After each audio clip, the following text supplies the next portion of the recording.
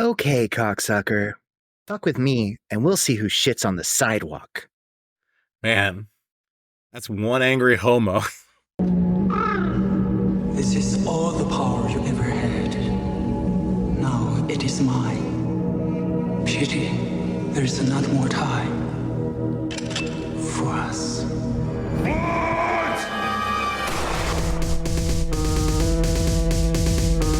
You tell him it's open season on all suckheads.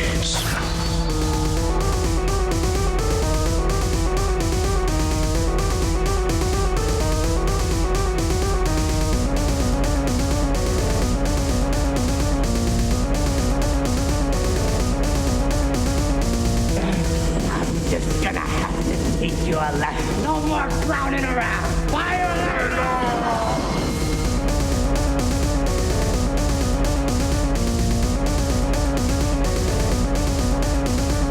Is that gasoline I smell? No, man. No! Welcome everyone to Edging with Trash and a Monk. I'm Monk, and Brian Trash. Why did you make me fucking say that? Because I don't know if you know this. This is one of the key parts of podcasting, Monk. It was funny. Oh, We're trying to tell jokes on this podcast. Okay. See, I haven't been joking with anything else I've said. Oh, you never told a joke on this podcast. Okay. Nope. All right. Bring up the clips. Bring up the clips. Welcome everyone. So Welcome. it's the podcast time. We watched a movie. We were gonna watch Borderlands, but it's not available anywhere other than going to the movie theater, and I'm not gonna do that shit. Not only do I not want to pay for it, I don't really want to see it. Yeah. There's nothing, there's no reason. So at least we're gonna have like an okay quality version of it when we do watch it, for you sickos, okay? But in the meantime, we have another movie we watched, which had a beautiful Mad Max reference right in the middle of it, and I love that. Yeah, I think I Yeah. got this movie confused with a different one because it wasn't really matching the Wasteland theme, but it's cars fighting each other, so that's Mad Max. It's close but enough. Before we get into the movie, though, I do want to talk about a few things. Number one,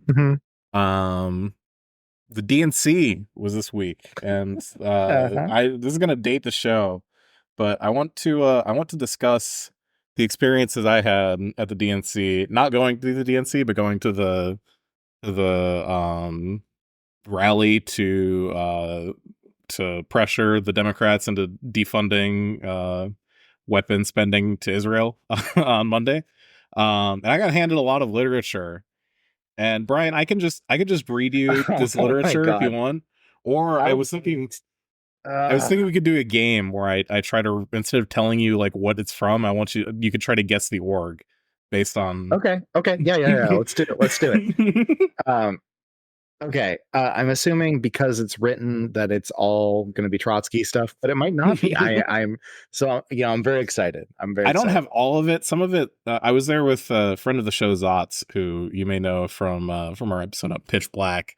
I don't have all of it, but here's a pamphlet I do have that says "Road to Revolution 4: A Communist Manifesto." Is that a video game? Hold on. The following document was published by this org, I'm not saying the name, in 1981. Since then, the Berlin Wall has fallen, the Soviet Union has disintegrated, and along with the Eastern European countries has become openly capitalist. Nice. Conditions for workers in those countries have gone from bad to worse. Wars have broken out in the former Yugoslavia, Chechnya, Georgia, and many other former Soviet republics. Racism, nationalism, sexism, low wages, and all the other evils of capitalism are full blown. In imperialist China, hundreds of millions are homeless and jobless. The fight for communism, described in The Road for Revolution, is now even more a question of life and death for workers from Moscow to Washington, from Mexico City to Lagos, from Beijing to London. So you could probably cheat and look up the name that I said of this pamphlet. I'm not going to. It's been in circulation. It's been in circulation and they haven't fixed it. Well, this preface is new, I think, but the overall pamphlet is not. There is a section in here that says communism will solve racism. Uh-huh. It's kind of long. I don't want to read this whole No, thing. This is like no, 12 no. pages. Oh, no, I want you to suffer. No, I'm just kidding. Okay, so I'm thinking that is going to be first I'm gonna go with tendency, okay? Mhm. Trotsky. Good guess. Good guess. Okay, easy. Because they were ragging on China, Mhm. and they're not Putin stans. So that means probably gonna be a trot, Mhm. because trots have no homeland. Fair enough. Everyone hates them. You know, it's funny. This isn't the piece of literature that I got from this person, but there is like there's an organizer from this trot org that was walking around talking to people and like trying to essentially pitch us on the idea of giving our contact information to them so that they can put us on a mailing list so they can get 5 people and start up a chapter in Chicago, which they do not have.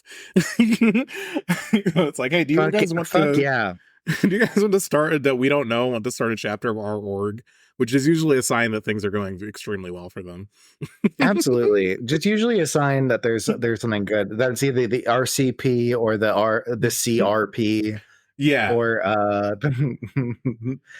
yeah, so I think but I do think it's the RC. I'm gonna say RCP, Revolutionary Communist Party. For this one, Road to Revolution. Yeah.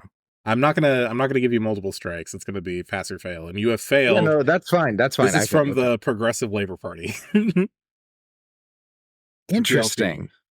Are they trot? I don't actually know. You know more about this. Okay, I'm looking them up. The PLP, Progressive Labor. I can type Labor Party. Okay, who are you? They're MLs, anti-revisionist MLs. Interesting. Wow, I really didn't expect that. So they talk about imperialist China and their MLs. Very interesting. So this is one that this is a full ass newspaper. This is the New York War Crimes. All the consent that's fit to manufacture. The India-Israel edition. From Kashmir to Israel. From Kashmir to Palestine, rebellion, the permanent revolution. Oh, well, now that's definitely trot. Military, colonial, and ideological tactics unite India and Israel. And it goes on to, in this article, to describe the commonalities and collaboration between India and Israel in their oppression of Muslim minorities. All right, so I'm gonna go with another trot org. Let's say PSL. I don't know if PSL is active in Chicago, but that's one of them. I think a lot of orgs that are not active in Chicago were there at this rally. At least one, because they did ask you to start a chapter. So, this is from an org that I've actually never heard of called SALAM, New York City-based political organization building a South Asian left. SALAM org. Okay. I don't have this South Asian left. paper. There we go. South Asian left. Yeah, go ahead. No, I'm just looking at them. I'm looking at them right now. About us. They have a very simple webpage. To this end, we have hosted Rice and Resistance. I know that it's probably, not, this is probably hosted by Asian people, but calling something Rice and Resistance sounds like a bad semi-racist pun. Yeah. Just saying. Yeah. And, well, I mean, there's this one trot org that was handing out newspaper. I think Zot's got this one where this was one. I was definitely a trot org because I think Zot's recognized the org. But they were claiming Jill Stein as a trot. There were a lot of fucking Jill Stein. Still the Green Party. My favorite trot organization, the Green Party. Here we go. Here we have another this is another newspaper. This one's in Spanish, partially and partially in English. The front page reads this is a I think if I read the name of it, you'll know what it is. But the front page article is NATO is the enemy. Say no to war. Free Palestine. And it's got a Okay. picture of a Baltimore Pride Parade with people holding no pride in genocide signs. And it talks about NATO's history as an anti-communist force.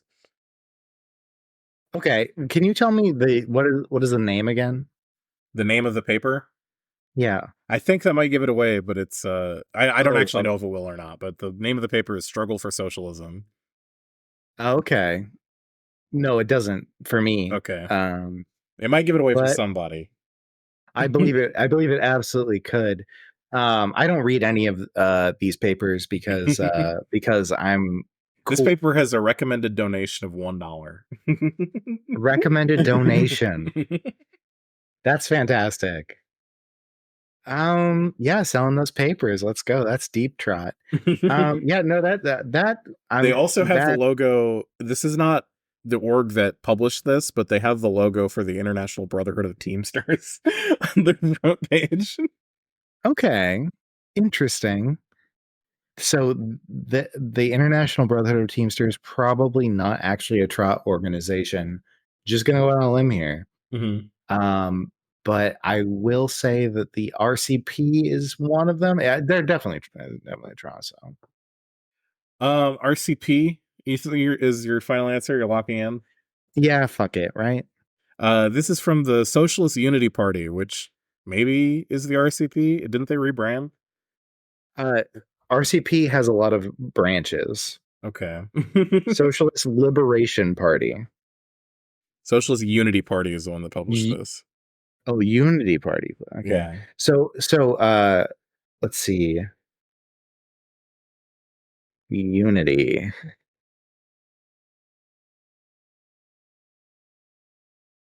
Of Germany. No, not in Germany. Of the United States. Where of USA? Okay. Socialist Party USA. No, fuck, Google fucking sucks so bad. They're like, oh, you mean this? No, I don't. The Foundation of the Socialist Unit. I don't know. Fucking, who cares? These people are fucking stupid. I mean, I love everyone.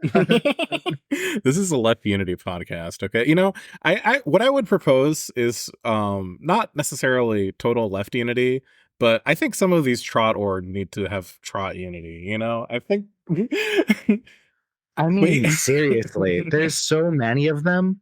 There's so many trot orgs, and there's like two big ones, and then there's like a fuckload of ones that are just like, oh yeah, well, I don't know, it's fine. I don't know. We got 5 people in a boardroom. What was it? Yeah. There was like something. There was like a CPUSA splinter cell that was like, oh, we're the PCUSA, I think it was, the Party of Communist USA, and I was just like, why did you do that? And they're like, well, we splintered off so we could be more bigoted. And I was like, that's cool. That's cool. I love that. That's good. While I've been reading this, by the way, I've been enjoying a beverage. Oh, what kind of beverage are you having? I have it straddles the line between beverage and dessert. This is several scoops of vanilla pecan ice cream, topped with some strawberry syrup and some macerated strawberries or whatever the fuck. With a healthy splash of rum over the top of it that is sort of melted over. Oh, interesting. It's good. Yeah, sounds nice. It sounds nice. By the way, I am looking at Socialist Unity Parties and the disambiguation page for it. shows that there are a lot of countries that have socialist unity parties. Maybe America there should be is not socialist one of unity them. party unity. Yeah, you'd think that would be the move. Anyways, you were Okay. saying about your ice cream. Yeah. Oh, that's all I was saying. But it's Oh, okay. blinking is the other problem. So maybe this is gonna show up. Maybe this is a bad thing to eat while recording. I mean, like it is, but like also I'm fucking just living my let truth. it ride, girl. Hell yeah. So this is the last one I have that we're gonna play the guessing game on, and then I've got a fun little bonus for you. This is a single sheet of paper. It has a name and not an org on it. It reads, supporting a mass murderer and mass incarcerator running for president. Who could be so desperate and deluded? And they're talking about Kamala Harris and how she is mass incarcerator, especially of Black people and Latinos. And that she's responsible for fully backing Israel in its genocidal slaughter of the Palestinian people in Gaza. Okay. There is the name of an org, but the name of the org is in one place and it's very small, and the name of the guy is everywhere else. The name of the guy. Okay. Interesting. The name LaRouche. No, I'm just kidding. No, I'm kidding. That doesn't sound like LaRouche at all. I'm thinking some sort of. I'm thinking it might be an IMT group, maybe. But let's see. The guy. Who would the guy be? Maybe like Who's running? I'll give you no. I'll give you initials if you want. Okay, I would love some initials. Initials are BA. BA. Oh, that's not coming to me at all. Not coming to you at all? No. The name Bob Avakian doesn't ring a bell to you? Oh, Bob Avakian. Okay, so Bob Avakian. So we're talking about CPUSA. Got it. Awesome. CPUSA does not appear on this pamphlet.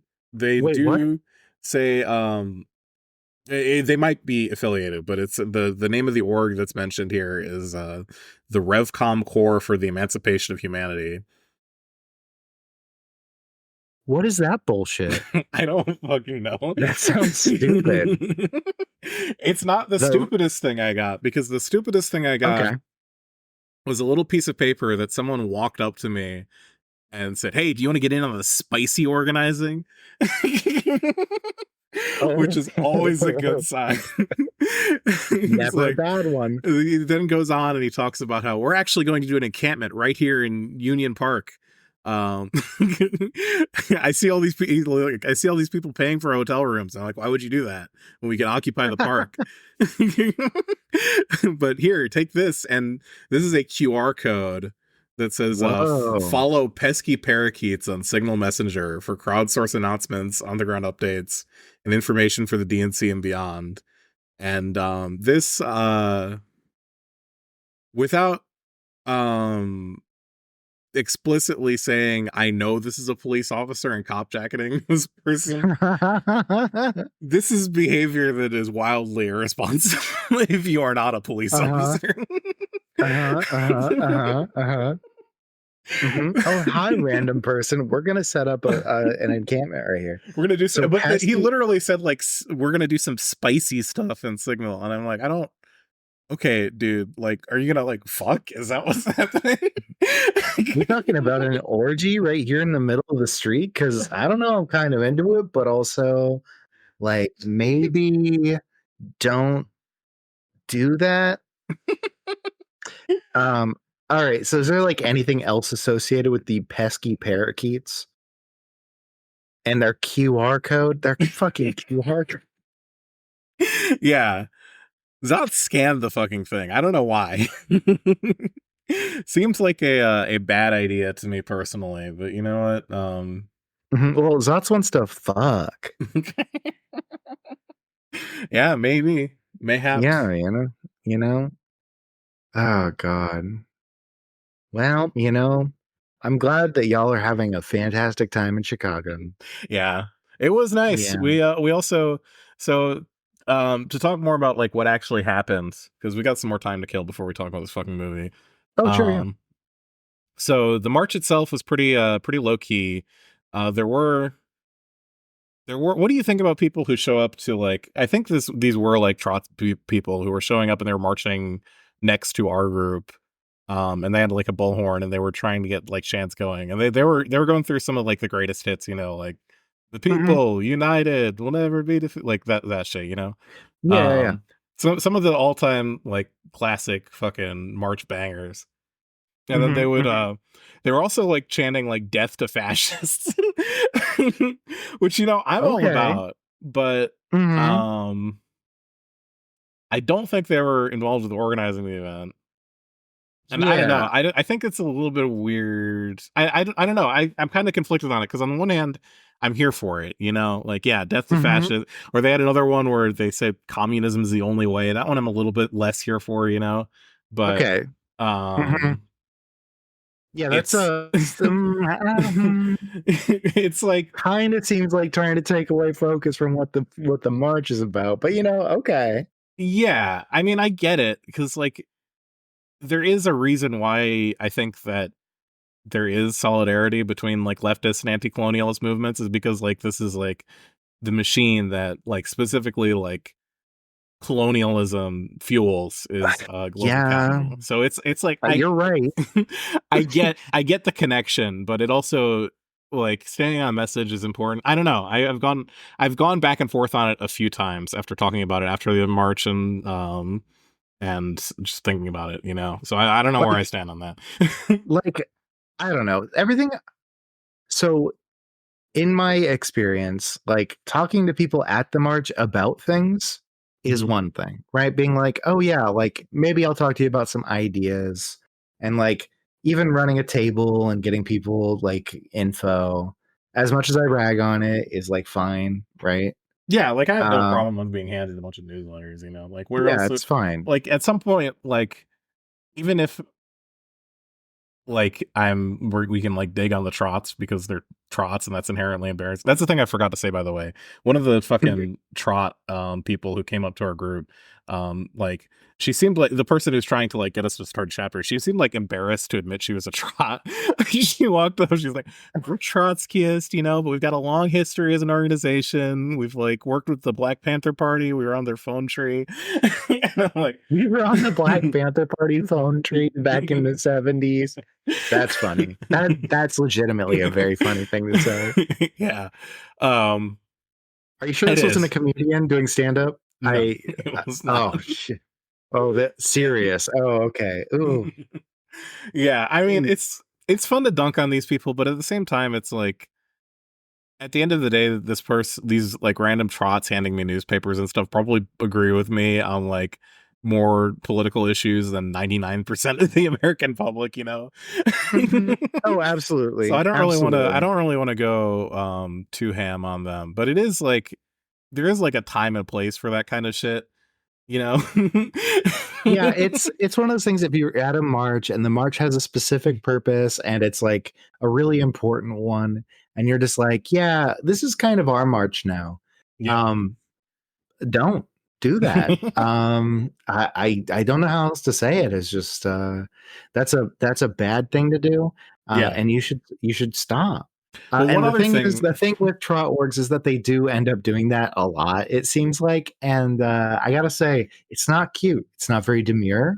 Okay, uh, yeah, just don't do it. Just fucking just make your own events. And if you don't yeah, have enough people to like make your own events and have it work, maybe there's a I reason for think maybe there's a reason for that. Yeah, just that. yeah, maybe chill it out. Yeah. But Mhm.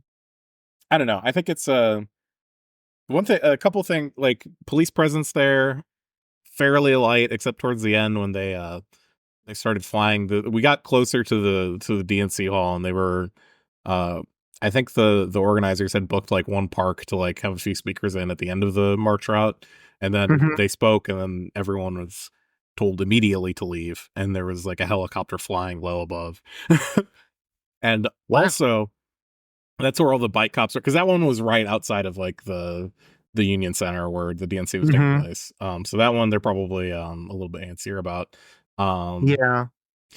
and there were also a group of like about 5 people dressed in black bloc, which I thought was a little bit strange considering there were no counter protesters whatsoever. There was like one guy standing in the corner of a church we walked past that had like a sign that said like "Repent, Jesus loves you" or some shit, which hostile. I don't actually know if that was like directed at us even, or if they just see a group of people and they're like, you should repent, I guess, probably. Hey, I have you ever thought about repenting? Yeah. If you think about it, Christians are really the original Trotskyists.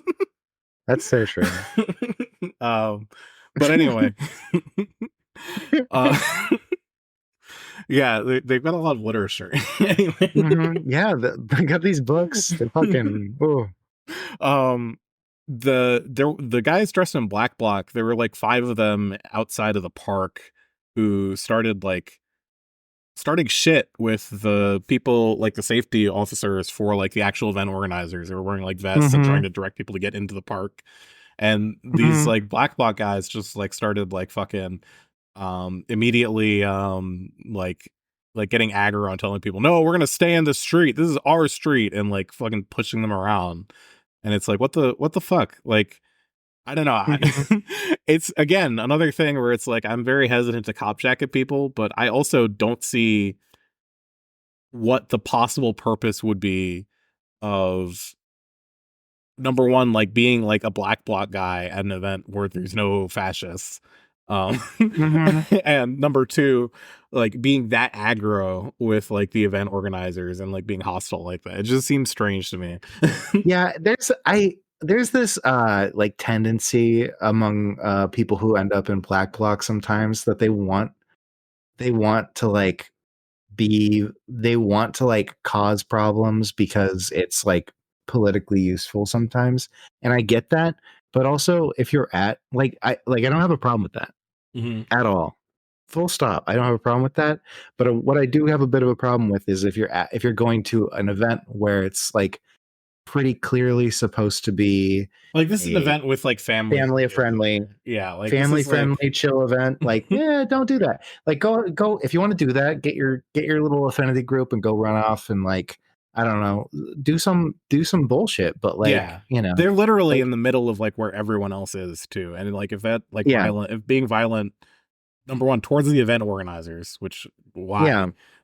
If that like triggered like a police response, that would put like a lot of people in danger. Yeah, it's kind of it's not the best time or place to do that. Yeah, so it's like, I don't know. But aside from that, it was pretty chill for the most part. We left a little bit early because I think we were kind of wiped and there was some shit that happened. So we didn't see like, I think there were some people who kept marching after the second park, but we bailed. We got food. And then Zatz and I, unrelated to any fucking political activities, we got an Uber to go home, and we're going up Lakeshore Drive, right?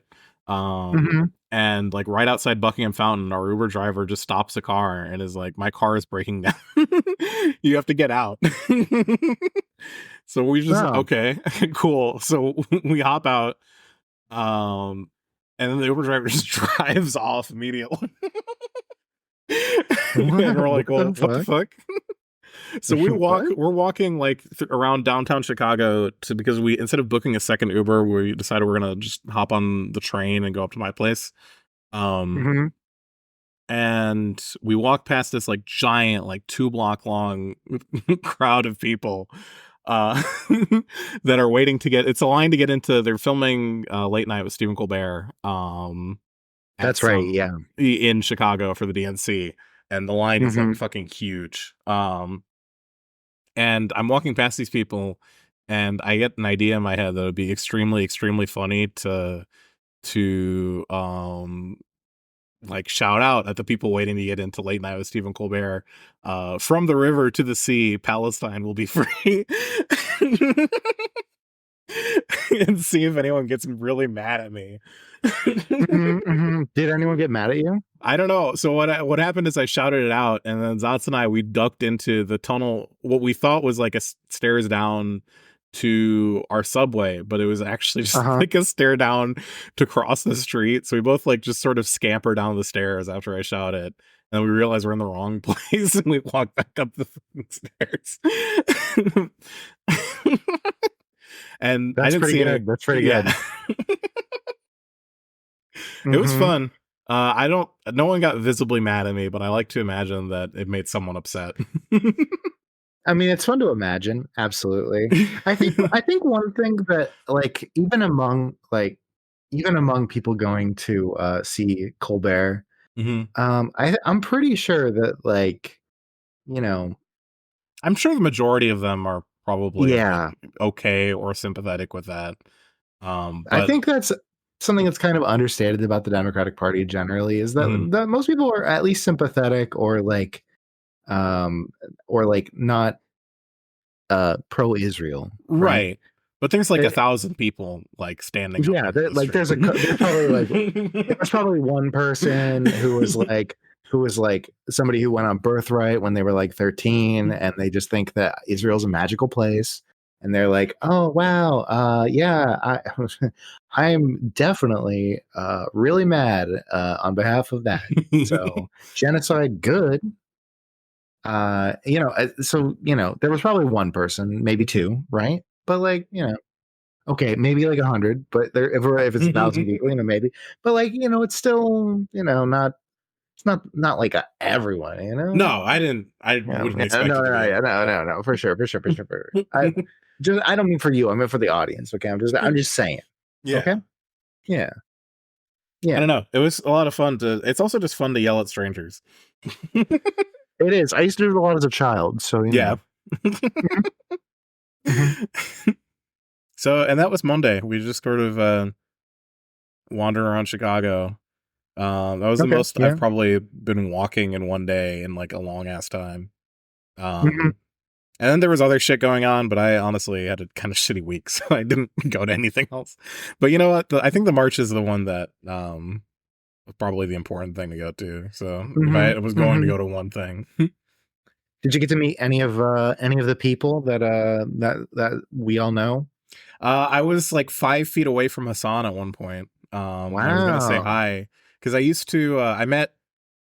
Well, no, I met you through Armis, but I met Armis Yeah. because I was a shit poster in Hassan's chat way back in like 2018. Mhm. Um, Mhm. and I would send all these fucking horrible, fucked up videos that he would click on. Like this was back in the day when you could just like send Hassan like literally anything. You just Yeah. click on it. Yeah. And I Yeah. wanted to see if he remembered my username from back then. But Mhm. it was not meant to be. He just started walking away because he was going somewhere else, and I didn't want to chase him. That's kind of a weird. Yeah, kind of a weird vibe. But so Cornell this was West before. was there too. I was also like 10 feet away from him. Oh. Oh, did you say hey to Cornell West? No, He someone seems in our like he group did though. Oh, that's cool. Cornell West seems genuinely like a really cool person. That's the impression I got from just watching him Yeah. interact with like normal people. Yeah. I at as a trans person, I feel like it'd be a weird interaction because he does his way of interacting with people is very gendered. But I'm just saying, Yeah, Cornell West, you seem really cool, love and to have you on the I pod. totally love to have you on the pod. You can call me. You can call me brother or sister. It's fine. I go both ways. I guess I don't know. Who knows? Okay. And but you can call Monk brother over and over again, and Damn he'll love straight. it. And yeah, Yeah. but legitimately, Cornel West, very cool politician. Some weird political choices. I don't know if I love joining a weird third party to run for offices generally, but I can't remember which one he joined, but it's a weird one. And also that whole thing with what was it the rally or march for peace in DC where like it was like a real rogues gallery and Cornell West. But anyways, it I is. feel like he just shows up for like anything as a thing. Yeah, probably. And I love seeing him on TV. Mm-hmm. He's so charismatic. That's true. Got Riz, as the kids say. That is, I think someone when he was walking around told him literally that. That's amazing. But yeah, it was a fun day. What'd you do? This week? I worked every day. Damn.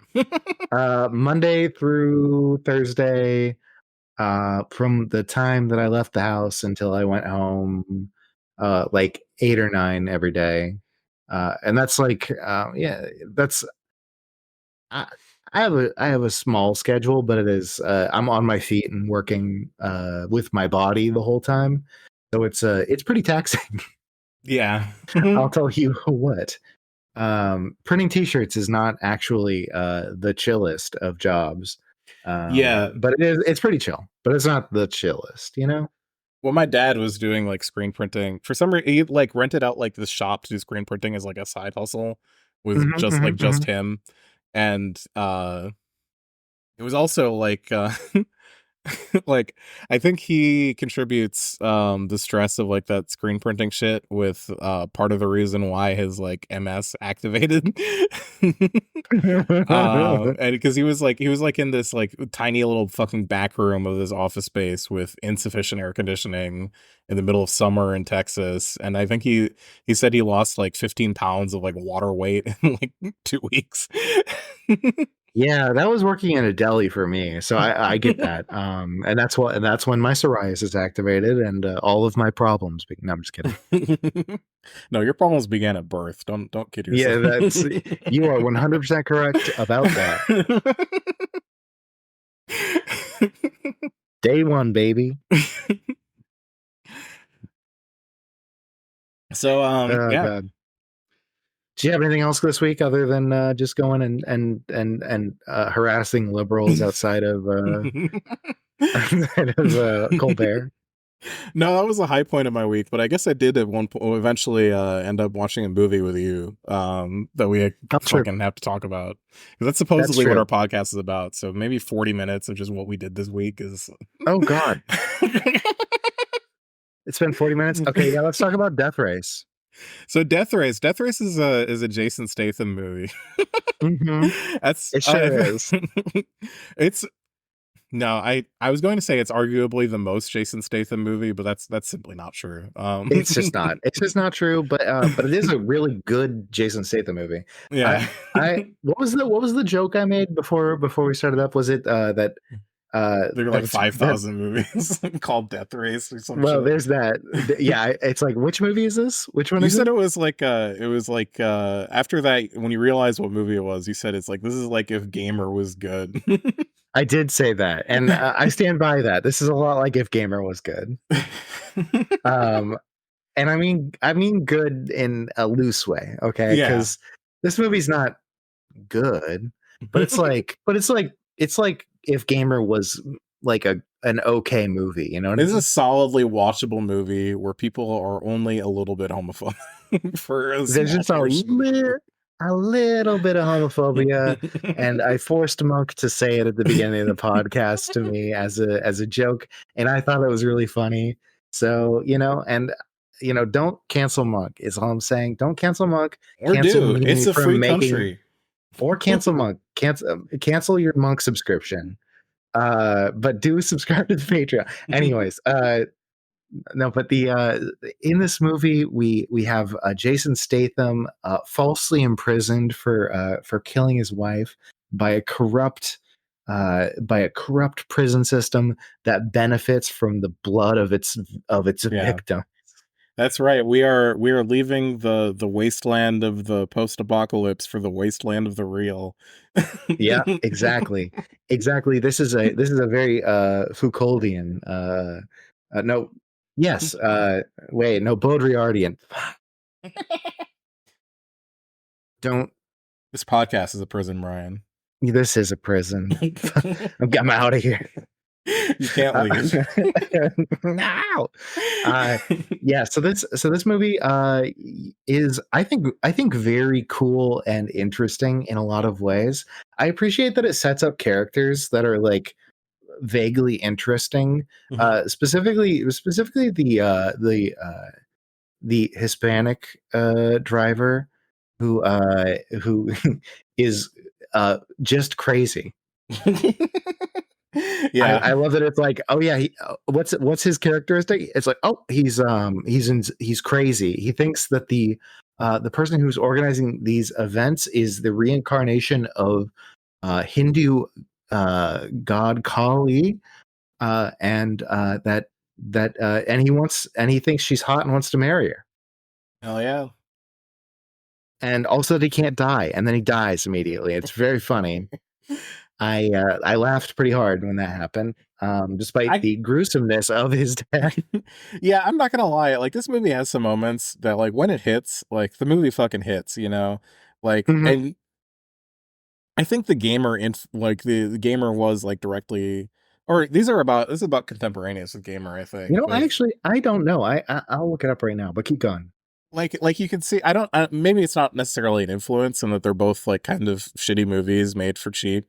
So they both have a lot of like stylistic similarities. Like the lighting is all fucked up in every shot, and whenever there's any action scene, the camera like cuts about 8 million times. But Uh-huh. it is like watchable in this movie, as opposed to Gamer, where it's like literally like um this movie was completely fucked, and we salvaged literally the only scenes we possibly could. Yeah, Gamer, the color grading is aggressive and monstrous and seeks to hurt your eyes. Yeah, Where here this it's just like that mud of the 2000s, yeah. which is very common in like every 2000s movie. You're gonna love this too. Death Race came out 1 year before Hot dog Gamer, and so Gamer was influenced by Death influenced by Race. Death Race, and I gotta say, better movie. Uh, Absolutely. yeah, yeah. Also, Jason Statham. So in the movie, in the lore of the movie, and you are led to believe that he is a credible, believable POV character, right? Mhm. I can't remember the exact word that people use for that, but his wife is killed by somebody, and his child is taken from him as he is sent to prison. And then he ends up finding out that the prison killed his wife and took his daughter from him. And so the entire thing becomes a revenge plot against white supremacists who he just goes and kills several of them with his hands. Very, very fun. It happens multiple times through the movie. Yep. It's like the primary people he kills are like white supremacists and police officers, which is really refreshing to see. Mm-hmm, mm-hmm. Even like the big, like what's sort of like forecasted as like the big confrontation of the spoilers, by the way, spoilers for Death Race. Yes, I don't think you'll give a shit. from 2008. I think you're okay. Okay. um so like the movie sets up as an antagonist this guy, what's it, like Machine Gun Joe or some shit is his name. uh Machine Gun Joe. Yeah. as like, because like he's essentially, Jason Statham is coming in to fill in the spot of of like a masked driver that Machine Gun Joe killed. So Joe is looking for to like finish the job because he thinks that Jason Statham is the original masked driver, is already dead. But by the end of the movie, they and Joe is like a big black guy, right? um so like the one like really like non-cop or white supremacist guy that Jason Statham presumably has beef with in the movie's like, nah, actually they're chill. And they team up to Yeah. fucking escape the prison, and I thought it was pretty cool. I Yeah. thought That's that pretty was cool. They didn't they didn't make it explicit that that's what's happening either until it happens. yeah, Uh, so which is like, you're left wondering up it's until it happens. it actually does work as a twist, even though it's kind of, I think in hindsight it's kind of obvious, but it Oh, worked for me as absolutely. a twist because everything else that happened in the movie, this movie has like the classic movie writing problem of like everything is like explained before it happens, explained while it's happening, and explained after it's happening by a different set of characters. You know, Yep. it's like, oh, look, you can drive over that and get a power up. Oh, he drove over it and get a power up. Okay, I've got this power up from driving over this thing. And that's one of the things that like anyone who's ever played a video game would immediately understand. So they just don't need to do it, Yeah. but they do it anyways. Or you can like establish that visually, right? You can like Yeah. you can like just show them like driving over the, or you like without explaining it, because everyone knows what it is. Like even fucking Jason Statham, like literally, He like literally talks about it. says, Yeah. "Oh, I know what this is," you know. I've seen games. I know how this works. Yeah. And there's like a few moments where it's like you have to get all four wheels on it, which ends up becoming important later on in kind of an interesting twist. But yeah, it's very explainy, usually without a whole lot of cause, but then a couple of times it does have cause. Yeah. And, yeah, and it starts right at the beginning. Immediately, they're like the setting in a world. 2012. Everybody's gone insane. The economy crashed, and everything's bad. And also, this is immediately when you find out that I think that this is a movie that is heavily inspired by the IWW. No, so bear with me, okay? You Bear saw with his me here. back tattoos. You see his back he has back tattoos. There's one right in the middle of his back that says 13 and a half, which if you are familiar with You're familiar with how numbers work. with the anarchist numerology, it is 1312, and that is ACAB. All cops are bastards, or all cats are beautiful if you're a silly baby. And and then also at the very beginning of the movie, he's working at a mine. That's where he starts. He's working at a mine. A very clear reference to Blair Mountain happens at the very beginning of the movie. Was that a mine? I thought he was like working at like a smelter, like a steel plant. It. I thought it was supposed to be a mine, but there was definitely, they were out in a yard. There were elevators everywhere, moving around rocks and coal and whatever. Maybe it's a combo. Because I saw he was definitely like pouring out like slag from one of the big buckets, which screams like making steel. That's so I am making steel coated. That's true. That's true. And then they shut it down, and they're like, "Oh, okay, everybody's getting their severance, check or cash." And then they fuck them on that too, and they're like, "Oh, cash. There's a fee that comes with getting cash." And okay, whatever. And then the cops show up, and they're like, "Oh, well, yeah, we're breaking up this riot that's happening here." And Jason Statham just fucking beats the shit out of some cops, leaves, and goes home. Yeah, like a nuts situation, absolutely bananas. And then his wife dies, and he gets dragged off to prison for completely separate reasons. You still don't even know at the beginning of the movie who the fuck Jason Statham is. Turns out, you find out later in the movie, he's a driver, a very promising driver who lost his license for some reason, kind of unexplained, I think.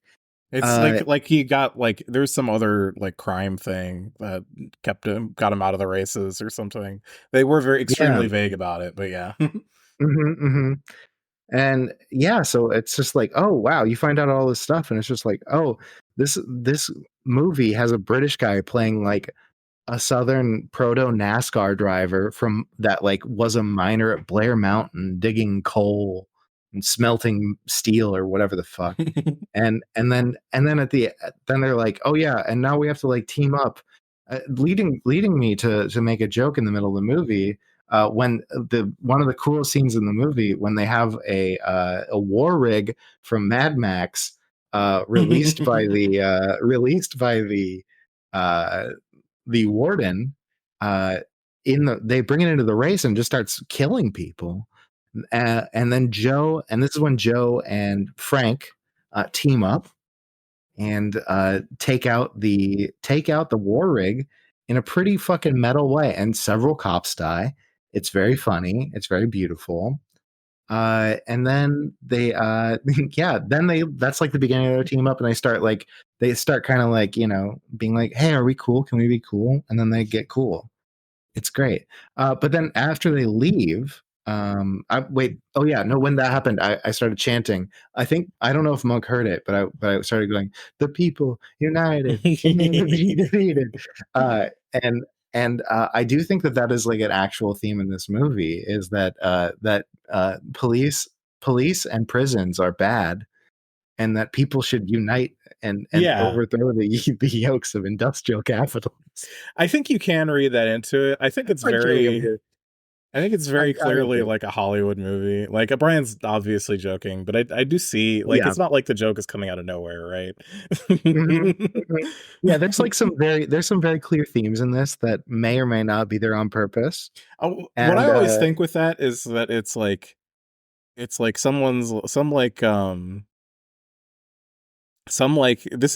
my headcanon whenever I see this in a movie, is that some like fucking trust fund like nephew got into the writer's room and decided to put in a bunch of like lefty pole memes or whatever the fuck into the script as subtly as possible. Some shit poster trying to push the envelope in a way that doesn't necessarily pan out to any like meaningful critique, because that's just not allowed to be made in Hollywood. Yeah, I mean, up until recently, just like basically completely disallowed, and like, this even is now 2008, it's where the U.S. yeah, like height of the Iraq War, yeah, arguably. yeah. No, I think that's pretty accurate. And like the U.S. is like in its full, like, it's as fascist as it has been in the last like 20 years, right? You know. Yeah, yeah. But I have one last scene to contribute to my case, Monk. Mhm. So at the end of the movie, as you remember, they're going and two things. They're going and doing they get through the wall, and they're running away, and Jason Statham dives out of the car uh, to leave it as a decoy with his navigator driving, and then he meets up with Joe, Mhm. and they get on a train. They hop They a do get on a train. train. They don't even get rousted by the bulls. It's bullshit. Yeah. And then they end up, and this isn't IWW stuff, but this is some very like Emma Goldman shit, okay? There's like a bomb that the warden tried to use to blow up Jason Statham, and it ends up in a really nice box in her office and blows her up. And I'm just saying, fucking blowing up or assassinating the bosses. I don't know how you can like not compare that to like, Brian's okay with blowing up women, everybody, just for being a girl boss. I'm sorry. I it's problematic, but I stand by it. I mean, that's the important thing, is to stand by whatever you believe, no matter what. No matter what, no matter how fucked up it is, believe your little dream, everybody. Believe that people are saying more female prison wardens, and I'm saying explode female prison. And the weird lackeys that have scary psycho eyes. They've got some like fucking like JD Vance looking cop that's just sort of lurking in the background behind the behind the the warden for the prison all the time. Like one of the most evil looking motherfuckers on the planet. I really impressed, honestly. Great job. I don't want to hand it to Paul W.S. Anderson almost ever, but in this one, I gotta say, and there's some there's some good cast here. I'm a big fan of Ian McShane showing up. Ian McShane just the coolest motherfucker on the planet. Plays Coach, the like head mechanic. And he rocks. I love him in John Wick. I love him in everything. He's just great.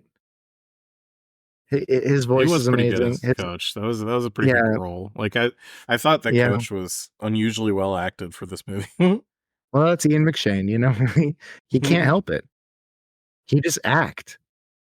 Who was the other guy on the team? Pages or whoever. Who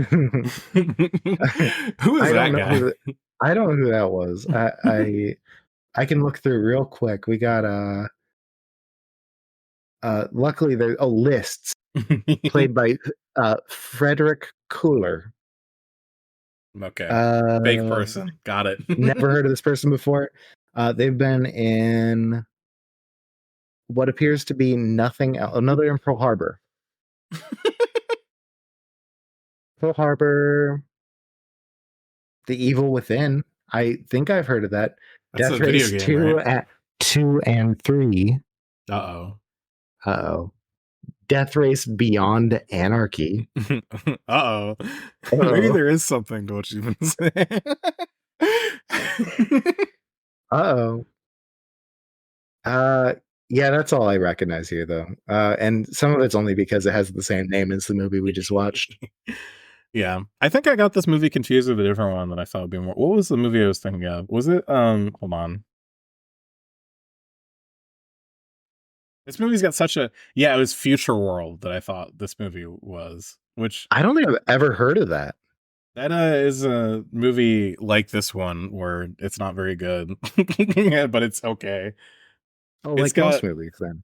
It's got a lesser Wahlberg in it. It's got Jeff Wahlberg.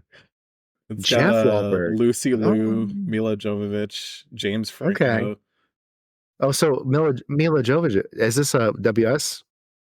It might be. Is it Paul Weifsniffer Anderson? No, it is not. Wild.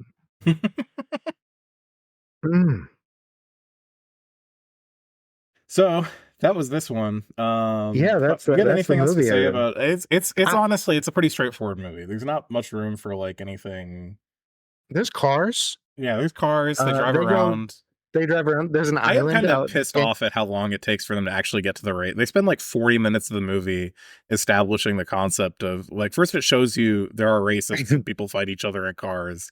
And they spend like 40 minutes talking about, we're about to see a race where people fight each other in their cars. And it's like, the movie's already like 2 hours long. Like you genuinely, I think, could just cut out like at least like 75% of that and just it would be fine. This movie definitely is bloated and not, I wouldn't call it good. I like it and I think that it's very fun and I really appreciate a lot of parts of it. But but you can really see the Paul W.S. Anderson touch here, is what I'm saying. Yeah. And that is a bloated, messy movie that is not very elegant. It's not a very elegant movie. It has a lot of fun stuff in it, and that's worth sticking around for. But if you're looking for like a compact, good time, just skip the first 40 minutes of the movie and then watch the next part. Because once it gets going, it goes. But everything up until there is everything up until there is like barely useful, unless you're really invested in the story. And like the story is, you've heard it. There's a race and the guys are in prison and they have to race. It's like, if you want to if you're really invested in the story of this movie, you should watch Gladiator, is what I would recommend. Even that's not. Well, what example of this story would you recommend for someone who really wants to watch Death Race, but it's good?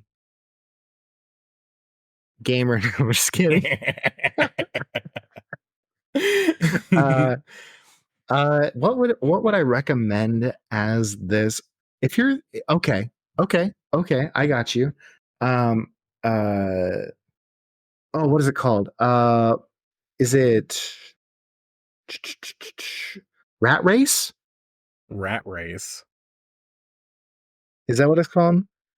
Or is it? I see Rat Race. Is Rat Race the most millennial movie ever?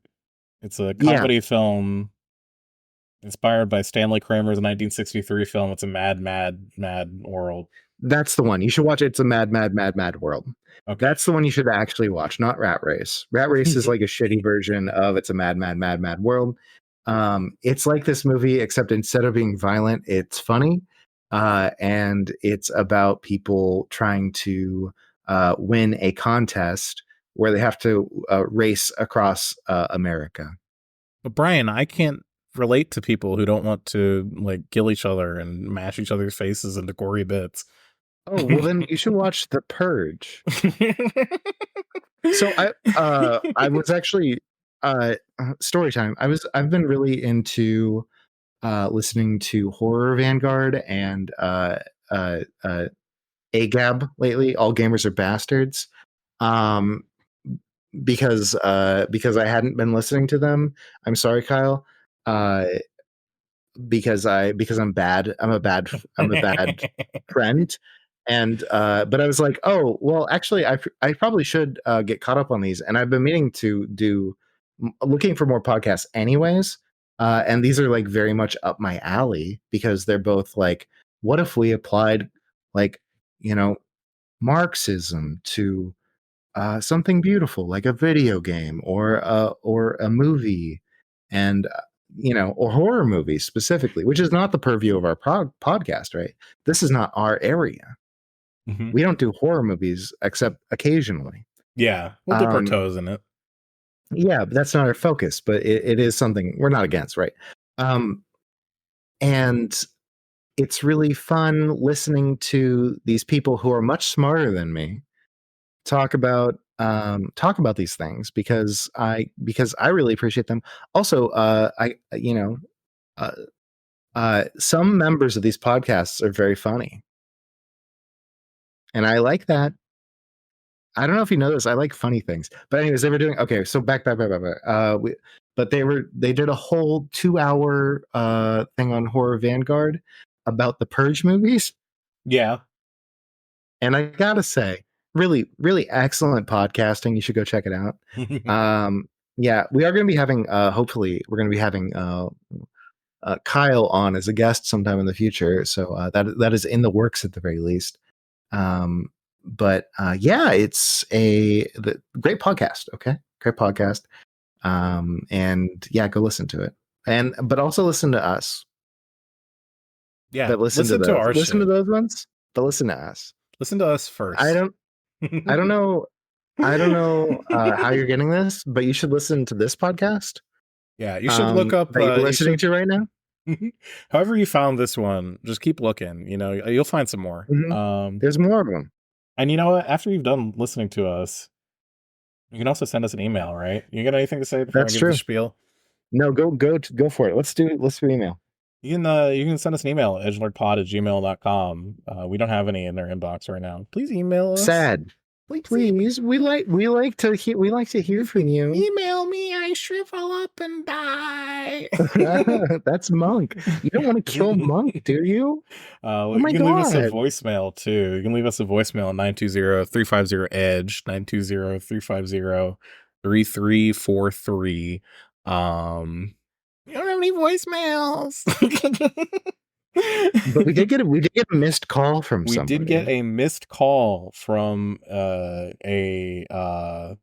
person who I have their name and phone number right here with a 262 area code. So if you called into the show the 262 area code, we did not get your voicemail. I'm sorry. But maybe you should call again. Yeah, if you're from the southeastern part of Wisconsin, please try calling again and leaving a message. That's interesting because I think our area code is a Wisconsin area code, so maybe it was even a misdial. Maybe you should call them back. Yeah, give them a call. Be like, hey, did you call us? Hey, can you listen to our podcast? We talk about the Edging podcast. We talked about you. Well, we were actually pretty nice about it. We just said call us back or else. On Twitter, we're at Edging Podcast. We have a URL, edgingpodcast.gay, that is not active yet. I need to get that shit up and running, but I meant to do that while I was on vacation, but then I didn't do anything instead. You know, and it's vacation. You got to take some time for yourself. It's okay. Maybe. I also have been slacking some on things. So that's I think our core competency as a podcast is not doing anything. Yeah, that's true. That really is kind of our thing. Yeah. But anyway, that's a little bullshit I got. You got any bullshit? Yeah, follow Monk and I on social media. You got any t-shirts separately to as hawk? well. I do, but yeah, I mean, if you like t-shirts that say the word feral on them, look me up, send me a DM on Twitter, and I'll give you a link, and you can buy a t-shirt or a patch. I might put it on some other things too. I'm also working on a design right now. I'm pretty excited about. There was this design that I saw, and actually bought as an air freshener. I really liked it. It's a rose air freshener that has a rose on it, and it says "fuck forever" on it. And that's been sitting in my car for a very long time, but I can't find more of them. So I'm thinking I'm going to make a design similar, not the same, but similar, with my own hand-drawn rose on it. That's going to say something similar. Maybe I'll go a little more me with it, maybe put something more like "forever's a lie" or something like that, or something that really makes people feel sad. And then put that on the air freshener instead, and then still make it smell like roses, or perhaps like this perfume I got that smells kind of like roses, but it's like it's called Vampire Blood, and it smells like roses and like death, and I want that. If I could make it smell like blood as well, I'd probably go for that. That's cool. That is pretty cool, isn't it? My friend was doing that with a dirt scented perfume as well, and the blend was supposed to smell like what's it called, a morgue. And I tried that together and decided that was disgusting, but I really liked the vampire's blood rose scent, and it makes me feel a little bit like I'm a goth in high school, but that's also the rest of my life. So smoking any cloves lately? I have not smoked a clove since I was in my early 20s. Sad. Sad. I agree. Very sad. Alrighty. Well, that's the show. Until then, whatever fucking bullshit. Oh, you know what I meant to do at some point is I had this idea of we should have like a closing theme song, but I forgot the thing that I was going to use for that. Someone made a thing on SoundCloud that I just wanted to steal for that, but I mean, you could do it once probably and be fine, right? Yeah. Yeah. Yeah, that's true, but I also don't have the link. So SoundCloud guy, you're safe. You're safe for now. Rest in peace to RFK. R.I.P. RFK.